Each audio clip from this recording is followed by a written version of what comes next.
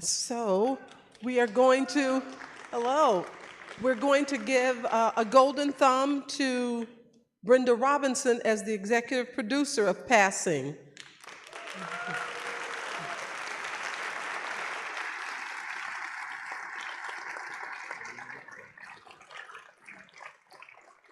And what I forgot to tell Yvonne and Jason is that it was Roger years ago when we first started giving out the thumbs had a company make a cast of his hand so they could do the thumbs. And so this is the Roger Ebert thumbs up.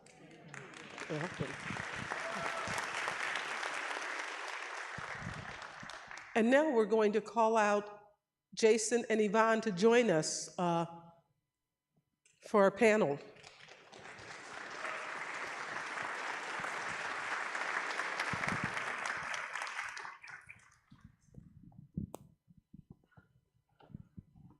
I noticed a few things differently about this movie than I did when we first saw it. But before I get into that, I want you to tell, because Brenda, you're the one who invited us in to become executive producers of this film also. Tell me how you first became, why you became interested in Passing. Thank you. And first, I just have to say what a blessing it is that you all came on to this to support this with me.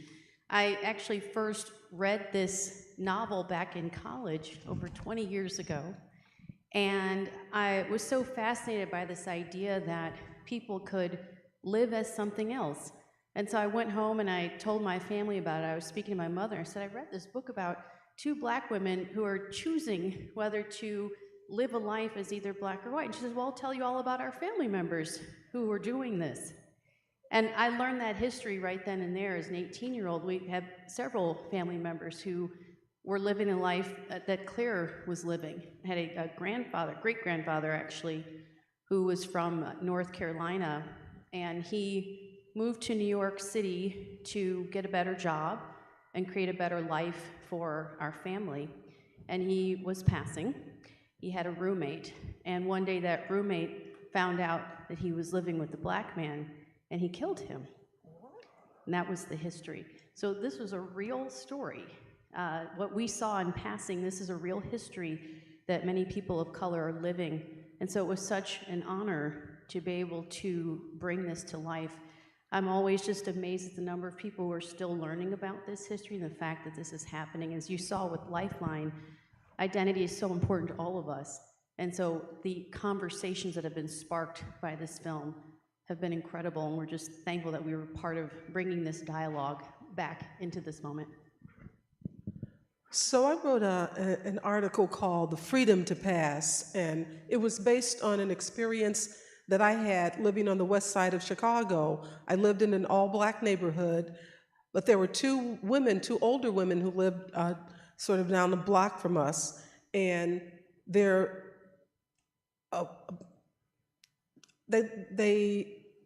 they presented as white, and we actually called them the two white ladies who lived down the block because they were the only two. But everybody was very friendly with them, and they were friendly with us, and they lived quite happily in the neighborhood. But we were curious about why they were living there, and a few times, like maybe every few months, a big limousine would pull up, and one of the ladies, her name was Miss Roebuck, Roebuck, Miss Roebuck, and her mother's name was Adele. I don't know why we called the daughter Miss Roebuck, but we called her mother Adele. Her mother was about 90 years old. And Miss Roebuck would have me help her go to the car to pick up packages. They would deliver some, driver would get out, take packages, load up our arms, and I'd walk her to the house. And I noticed that she would, and I didn't do this a lot of times, it was just like a few times, but I noticed that someone in the back seat would kind of put the window down just a little bit, and she would stare at that person. And I don't remember them ever talking to each other. They just kind of looked, and there was like a nod or a smile. Then the window would go back up. She'd go to the house, and there'd be all kind of things, cookies, candies, maybe little jewelry or knickknacks from different places around the world. And I always wondered about that.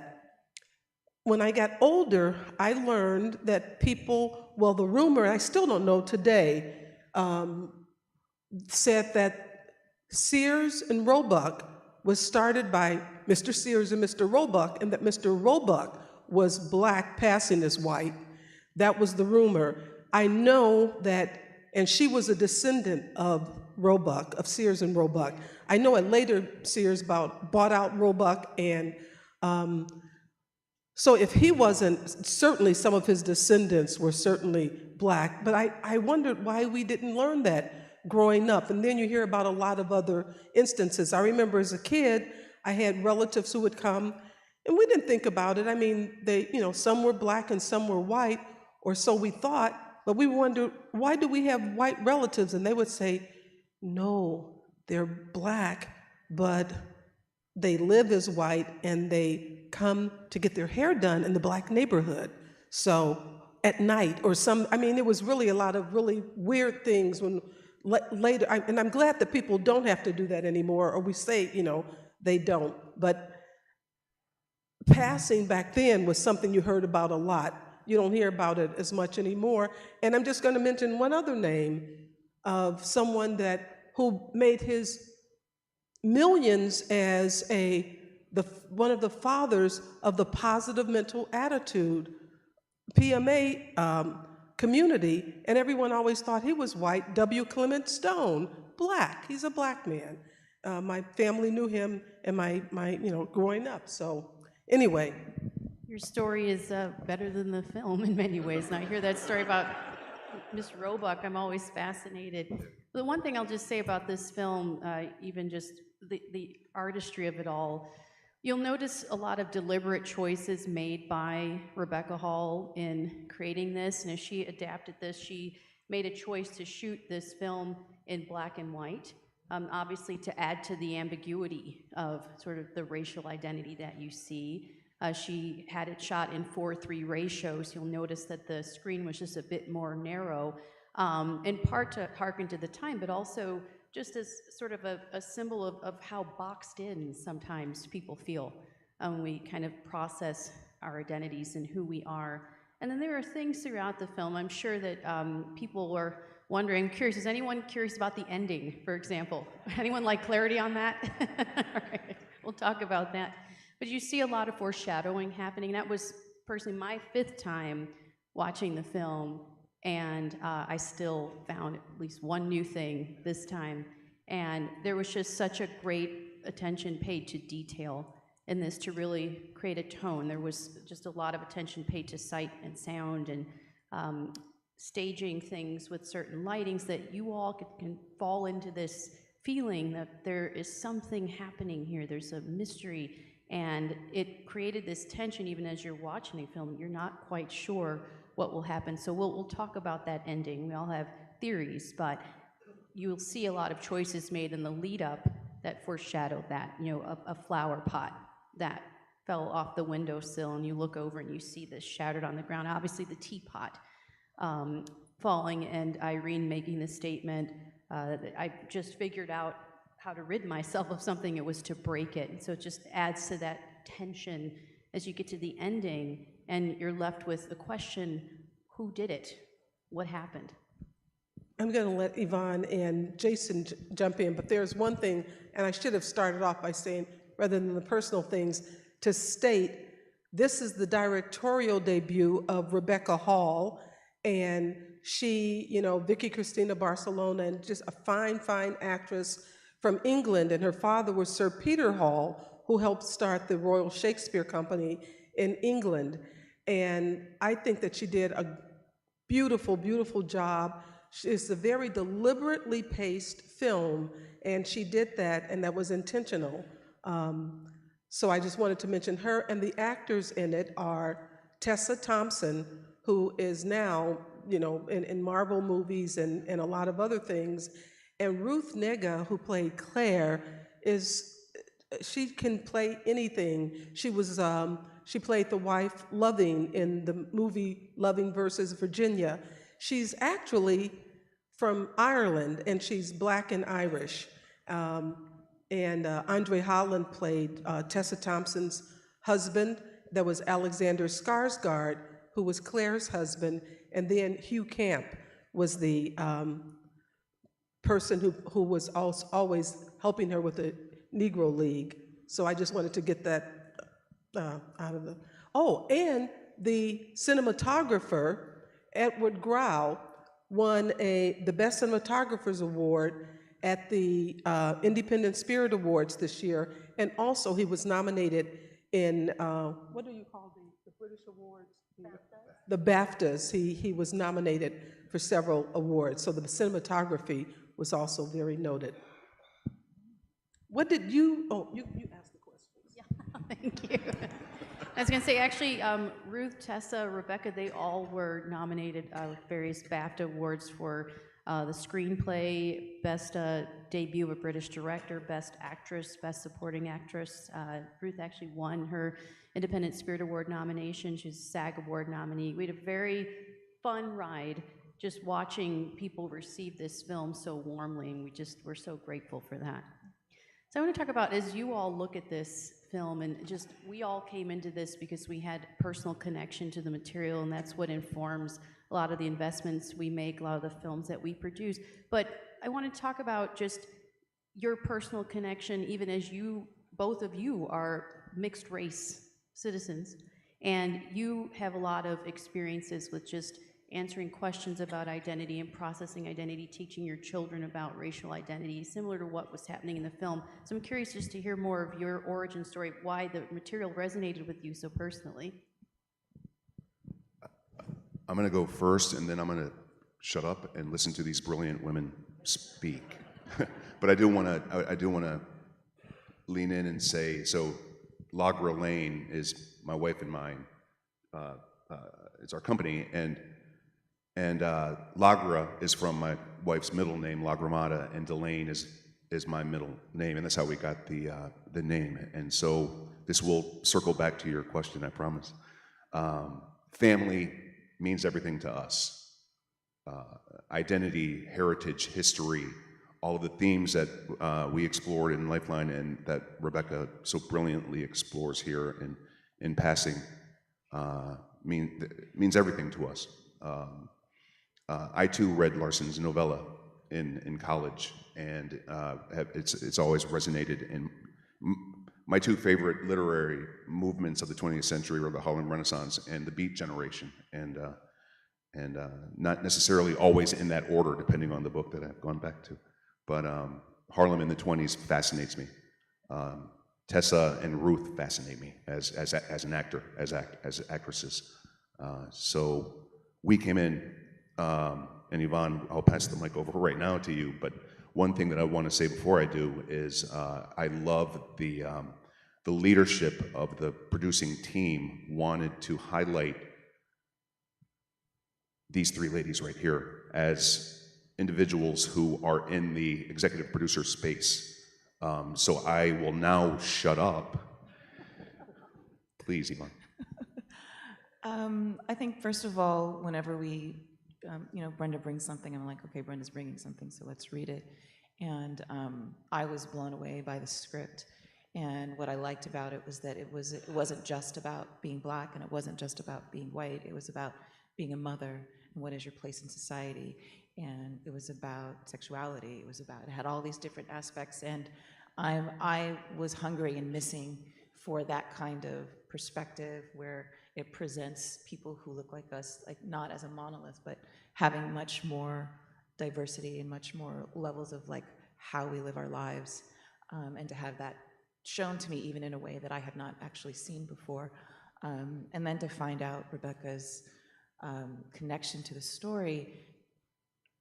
But when I saw, was it Vicky Victoria? Was that the name of it? Vicky Cristina, thank you. Vicky Cristina, I remember seeing her in that film years ago and going, I recognize something, but I'm not sure. But then years later to hear that, within her family, she has a history of enslaved peoples being in her family, and I loved this idea of someone like this using this platform to actually connect herself to our entire history with the privilege she has as presenting white. I mean, in terms of actual passing, in my family, there isn't any that I know of so far. I mean, in terms of my family, I just took the Ancestry.com test. Convinced her to. He convinced me to. And,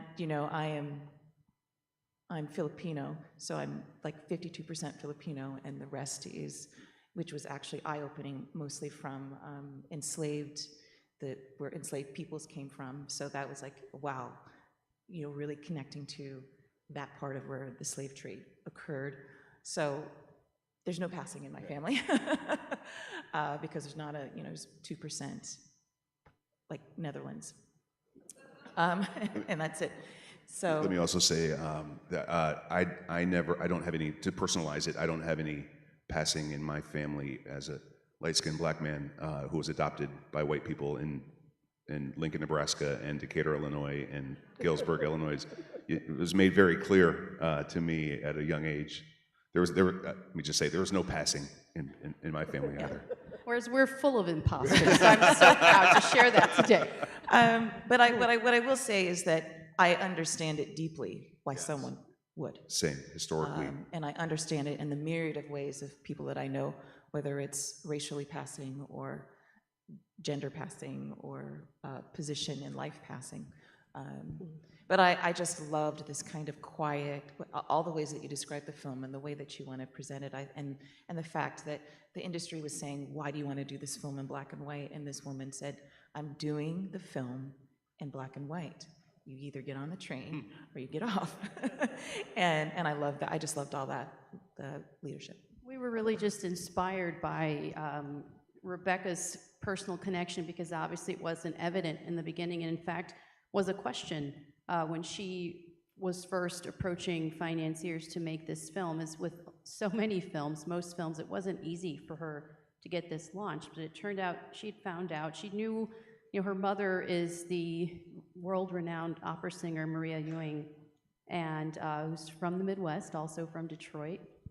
And she had lived her life essentially as passing. Her father was passing. And so Rebecca says that she didn't know much about that history, and she started to learn more about it as she got older. Then someone introduced her to the book Passing. When she read it, she was so inspired. She wrote the script, I think, in about 7 days or so, and put it in a drawer for probably just as many years, and came back to it. And so much of that informed just her experience in writing this. And one other thing that we paid attention to, and Chaz certainly, she's such a thorough producer, reading the script, giving notes, really trying to help shape the story that you see. And we really paid attention to just how close to the book this film was. And there were artistic choices made even in that regard. The use of the N-word, for example, was a lot more harsh in the book, and yet it still came through. I listened to the audience reaction today, and I always do, just to see, how does that land? How did you feel when you heard it? And just took that in, and we just thought about all of the ways that these characters interacted, and the lessons here, that this is not something that just applies to Black people or people of color.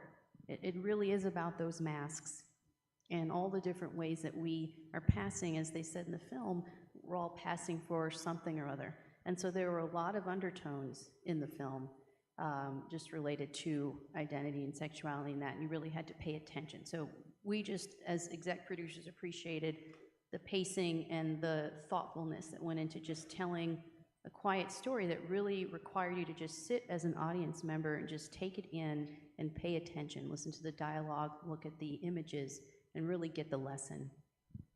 When Nella Larson wrote this article, this novel in 1929, things were a lot more hidden, not only racial issues, but sexual identity issues. Today, I don't know, maybe she would have identified as a member of the LGBTQ community.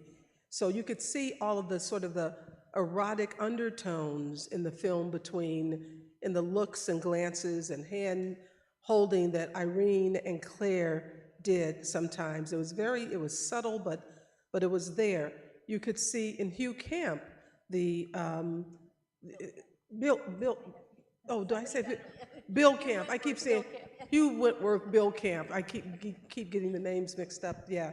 He, you know, the language in the book was perhaps a little more, less subtle, but there were intimations of his sexuality too, and maybe he, you know, his wife danced with all of these Ethiopian men, as she said, and as he said in the film, but in the book, there was more, I think a little more talk about maybe he may have been bisexual, or they didn't use terms like that, but and also the thing that as far as things being ambiguous, the ending is something I paid more attention to today, because I've seen the film several times, I've read the novel, and we all play guessing games. Did Claire jump from out of the window? Did her husband push her? Or did Renee kind of help her out of the window a little bit? Today I noticed that at the end, Irene didn't seem to know what to do. I mean, yeah, didn't know what to do with her hands, and the camera lingered on her hands a little longer. It wasn't any longer, but I noticed, and she put them together behind her back, and it made me think, because I never really thought that she helped push her out of the window, but today I kind of changed my mind about the ending, thinking maybe she did, because all the things that were going on. Claire breezes into her life, charms her husband, charms her kids, gets her housekeeper to sit in the backyard instead of, you know, cooking and cleaning as she did, and changes everything. And I'm thinking, oh, maybe she did have something. There was maybe some jealousy there. I don't know. I think the book actually doesn't make it any clearer, though there are a lot of theories. I asked Rebecca Hall this in conversation, actually in Chicago, and I said, did Claire fall? Was she pushed? Did she jump? And she said, all three. She fell, she was pushed, and she jumped, and that's it. In other words, it's not clear, but all of those things could have happened. And so I have watched that scene very closely. I, in fact, took the time to rewind. I took screenshots actually of the moment. So I have a picture in my phone of just her hand, and I was trying to see how close was Irene's hand to Claire's body before she fell.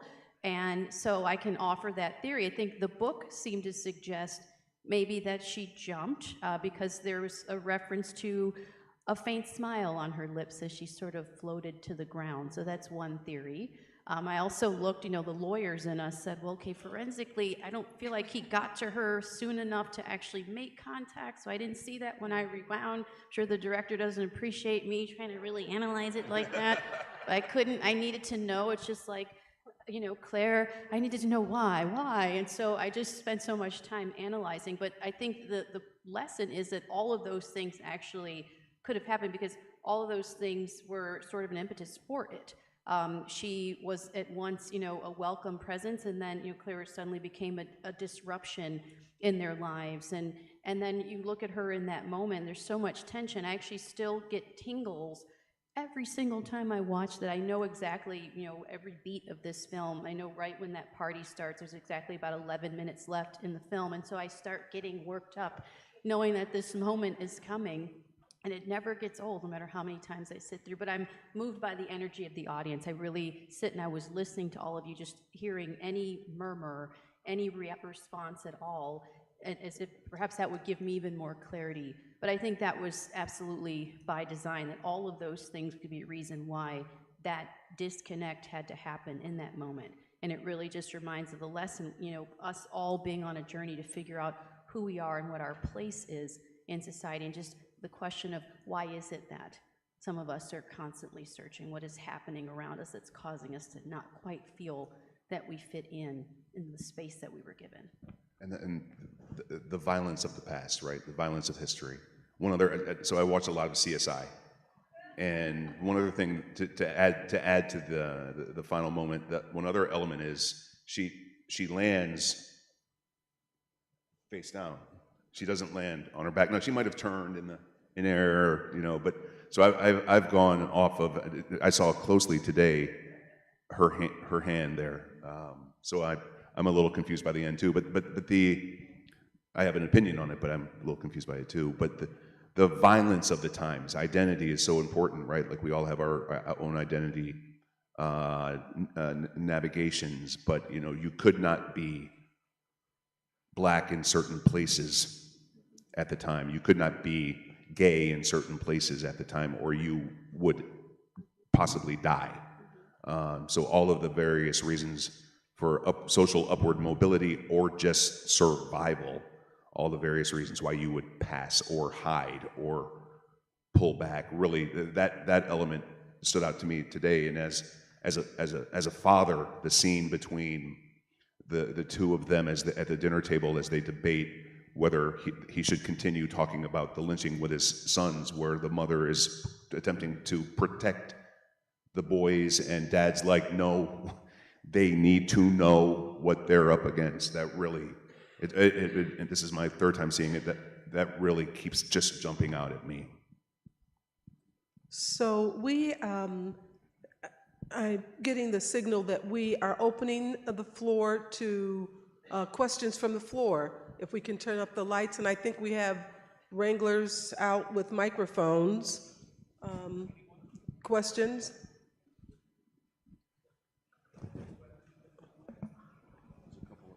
There's a couple up top. There. From the balcony in the Okay, center. balcony. Stand up, please. Yeah, it's my first time at the festival, I'll just say, but I think this question is probably for the decision, the director's decision or to make it in black and white was very early and very obvious. You mentioned the 4-3 decision was pretty early too, but do you know what triggered that, or when the director said, oh, 4-3? Yes, she said that. I spoke with Rebecca extensively about that, and she said she wanted it not only to put the cinematography in black and white for the reasons that Brenda said about skin tone, about, you know, it's figurative as well as literal, but she said the 4-3, she wanted to put it in the time period of the film as well, and that was the ratio that things were being shot at that time. Back at the theater, to your right. First off, thank you. Both films extremely moving, so thank you for that. Since we're talking about the ending, can you just explain the husband getting to the party? Is that clearly he was called beforehand? The husband getting to the party, like how did would he have known where the party is, right? Yes, and it is clear to a certain degree in my mind from reading it, but I'm wondering if the book is even clearer. Was there a phone call that was made? Is that something that was omitted from the script? I don't remember in the novel. Could either of you remember how he knew? We know that once he saw Renee, I'm getting the names mixed up.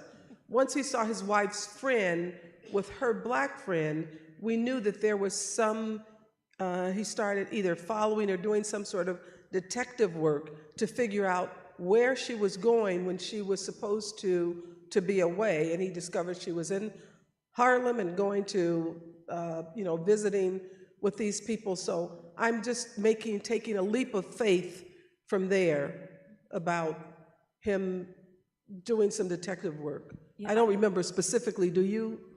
Yeah, I don't remember from the book, but I assumed that was the danger, right? Once someone found out, and even when Renee's walking up, she doesn't tell her friend that she met her husband in Manhattan. That once that happened, he wanted to know, and I assumed that he followed her there. And I'll say, I mean, the book was as ambiguous as it was presented here and as we've been town, because that was part of the, again, creating that tension, that there are ways to find out one's whereabouts. And so they sort of took that leap that one minute you see that there's this interaction, and so you already know there's this sense of foreboding, and then he appears. And that leap actually tracks throughout the timeline, doesn't necessarily always match up. The passage of time. There, at one scene, there's a moment where, oh gosh, what was I'm trying to reference it, but well, I'll simplify the thought. That leap of faith kind of just goes from scene to scene and season to season in certain ways that's interesting. Although, no, your question, I have to tell you, Azazel, you're on to something. I noticed this for the first time, as many times as I've seen this film. Tonight, I was wondering, remember when the commotion first began, everyone else was cool. Irene, her ears pricked up, all of her, she looked very tense, as if she knew or was expecting something to happen. And I never thought of that until tonight when I saw it on this screen today. I wonder if she had made a call, because you saw her making a call to tell Irene that she had run into her husband. Maybe there had been another call. I don't know. Well, Claire was remarkably calm, and she had already accepted her fate before she even knew what was actually going to play out. But I think, in the book, there was a suggestion that somehow once he became very aware that his wife was interacting with Black people and it meant that she's Black, he traced those steps, but they deliberately left it sort of, because even when Irene came into the party, I mean, she was kind of in a low mood for most of the party. And the film goes through this cycle of life, by the way. It starts on a scorching hot day, and it was set up so that you could understand why Irene chose to go into the Drake, which, by the way, that was based on the Drake Hotel in Chicago, another Chicago connection. And because even I wondered when I first saw it, why did the man faint? I didn't feel like there was closure on that. I didn't get it. And I was, okay, it was so hot that it shows you that she made a deliberate choice to pass for convenience, as she said, and that nervousness throughout the entire time she was sitting in the tea room was very evident. And so you start there as the place where the film starts with life and warmth, and then it goes into a coldness, snow, and death. And so that was also an artistic choice that was made to just take us through this cycle to show how someone's journey evolves. And it wasn't a pleasant ending. It was a meaningful one because it makes you really sit and think and process the choices that were made throughout. I noticed a moment, and I didn't see this the first time that I saw it with Rini, that when she has her head in her husband's chest, and then she just goes, and I was like, she's relieved. She's relieved that she doesn't have to play this dangerous game of passing with her friend anymore. And I didn't notice it the last time. That's what I took from it, was she's relieved that she's sad for her friend, but she knew her friend was in pain, and she was relieved that we no longer have to play this dangerous game anymore, and now we can be Black people amongst ourselves, being with ourselves, and feeling safe, right? And I felt that relief through Claire as well, because there are things you notice when she said, I have one daughter, and I was nervous for the entire 9 months of the pregnancy, fearful that she would come out and be the wrong color. And I've often thought about just what was going on with their home lives. I've always wanted a movie just on seeing the two of them interact and understanding how many close calls have there been for Claire until now. But that repression was so pronounced. And so Claire meeting Irene and spotting her and just sort of releasing, I almost felt like as she was falling, she was releasing herself in many ways. There was a sense of freedom and relief. There was nothing else to be done, in fact. Her husband had found her out. There was really nowhere else to go. And it was a release from passing as white. It was a release from society telling her that she needed to be a mother. It was her release from not being able to be in the relationship that she maybe wanted to be in. So I'm curious, how many people have heard of passing before? The actual phenomenon Yeah. of passing. Well, that's progress. So, any question? On the floor, Okay. to the left of the control booth. Okay, all right. I love the film, loved all the actors. I was fascinated by the use of mirrors, distorted window looking through, and mirror after mirror after mirror. They were staring as if to find out, who am I? It was just There was also, no, that's a great observation, and there were a couple times when mirrors were used to bring the audience into a certain mindset. For example, the first time that we saw Claire with Irene's husband, Brian, that she's coming down the steps, and then she sees an angle on the mirror where they look like they're very close, in fact, too close for comfort. And then Irene comes around the corner and realizes, oh, it was just a trick of the mirror, and you see that again later on. And that was yet another storyline happening in this film, where we were just being given, as an audience, a better understanding of why tension was building, and also, I think, setting up a potential motive for the end of the film. And one other thing, excuse me, I wanted to mention, when we talked with Rebecca Hall at the Martha's Vineyard Film Festival about passing, there were many, many, many reasons. Back when her father and grandfather were passing, there were laws on the books that if you were Black, you couldn't own property. You couldn't put property in your own name. You couldn't live in certain neighborhoods.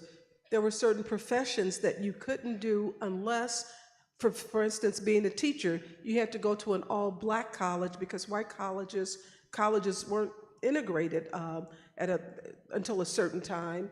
And if you were going to teach, you couldn't teach anywhere. You had to, if you were Black, you had to teach in a Black school.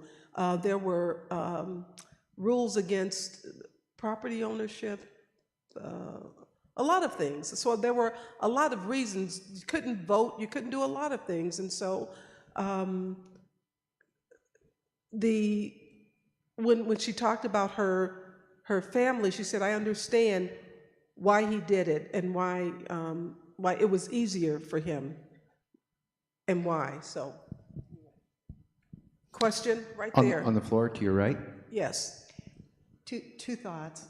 One was the opening, which was pretty much a white screen with Black coming through a little bit, and then the end was a Black screen. You know, it closed on a totally Black screen, and I just thought that was just another brilliant bit of artwork that the cinematography director did. And another was just the fact that the word jealousy, the emotion of jealousy, was woven into almost every, I mean, it's so artistically in so many scenes, but I did feel like it climaxed as they were climbing the stairs, when the very first scene when they're on the ground level, and you first see the husband and Claire, and you didn't see Renee in the very beginning of that. And then eventually it's revealed that Irene is trailing, and my first thought was, they're going to a hotel, and Renee's witnessing, you know, she's following them. And then I realized, no, they're all going to this party, but it was up the stairs, and there's this, they really set up the tension of jealousy all the way up. And then just seeing them running, that I'm glad that you noticed that, you know, the ascension and how they took their time, and then you saw the reverse happening, those aerial shots showing everyone, you know, just clattering down, and then Irene going slowly down, and just thinking about that moment of processing for her and for all of them. And jealousy is such an important theme that does explore all the way through, right? There's the line that she's told, wouldn't you pass if you could, right? Like, there's all sorts of emotions baked into that. And the beginning artistic decisions that Rebecca Hall made, she said she deliberately opened it because I didn't understand why everything was so unclear. You could hear the voices, you couldn't, in the beginning it was widescreen, then you didn't hear the voice, you hear the voices, you see the footsteps. She said that what this was showing was how Arini had to sort of disguise herself and how she's seeing things looking through that hat because she was hiding because that's one of the times that she was conveniently passing for white, and so she wanted to make herself sort of fade into the backdrop of everything that was happening, and it was her viewpoint of looking out through this hat and looking at the world but not letting the world look at her. So she said and she wanted to become clearer as things went on when they dropped the little doll and this little black doll in the store, and they said, oh, there's a little pickaninny one, and she's handing it to her back, and that's when things come into view. That's a brilliant observation. Another thing, we talk about sights and sounds, just setting up sexual tension between Irene and Claire when they are first encountering each other in the tea room. Claire uncrosses and crosses her legs, and if you listen, there's the sound of the nylons rubbing together, and so obviously it took us a few times, I don't know how many people have noticed that, but just to see how thoughtfully Rebecca Hall went about trying to create little moments. That's why when I describe this movie to people, I say, it's a quiet look, a well-paced, softly paced look at so many important issues packed in. You just have to just sit and listen. But those little touches, the sounds of everything, glass breaking, this and that, all of that was meant to put you into that headspace of just examining, but not giving it to the audience in such an obvious way, which we thought was just elevated this beyond normal convention, because she really did go about this in a smart way. So it's very, I believe, a very intelligently made film. We were just very glad and excited that we were able to support. So we saw it for the first time. We were investors, but we saw it only for the first time when it premiered at Sundance. So for us, it's like, here we go. We'll take this all in. And we were just so proud of her, Rebecca Hall, for being so thoughtful every single frame of this film. I wondered a bit about the attraction that you're talking about, because we could say the first instinct could be that it was like this sexual attraction towards Claire, but then it was about, for me, it was the attraction of being white and what that freedom might mean, and what does it look like if I tried that on? So you've got this kind of 2 points of view. Is it the actual person that she's sexually attracted to, or is it this being so attracted to, that's what, if I passed, that's the freedom that I would get.